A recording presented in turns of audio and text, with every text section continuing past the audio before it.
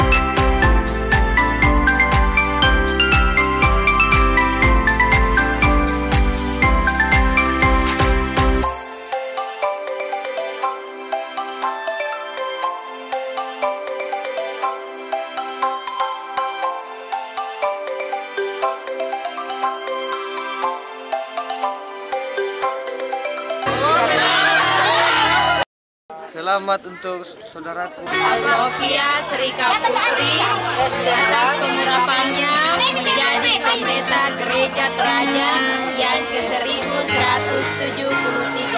Tuhan memberkati. Selamat